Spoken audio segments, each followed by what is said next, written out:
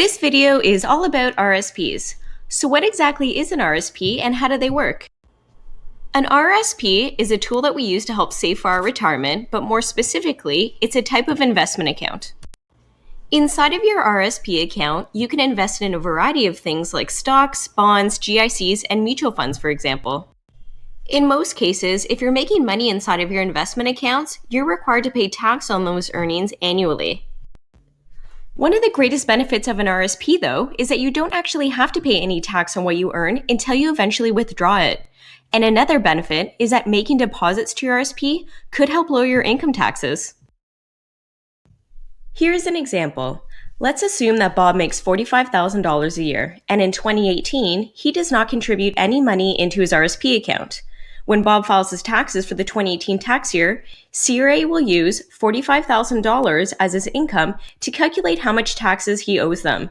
And based on this, Bob will probably have to pay CRA about $6,800 in tax, assuming he lives in Ontario.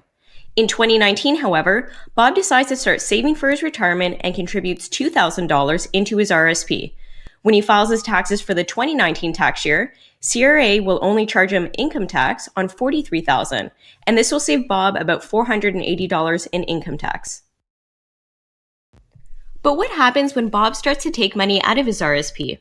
Anytime you take money out of your RSP account, the full amount that you withdraw is added to your taxable income. Now let's assume that Bob is retired. He earns about $15,000 a year in retirement income, but decides that he'll need an extra $2,000 this year. So he goes ahead and withdraws that amount from his RSP account. When Bob goes to file his taxes, CRA will charge him income tax based on him earning $17,000, not $15,000. So if you have to pay tax on the money anyways, then why invest in an RSP account?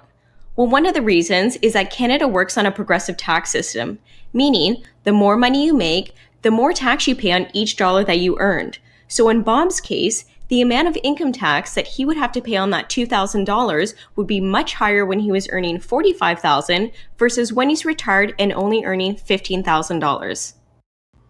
This wraps up our video of RRSPs. The independent dollar is all about making personal finance easy. So if it's your first time to our channel, click here so you don't miss any future videos. And if you have a request for a topic, let us know by commenting below. Thanks for watching.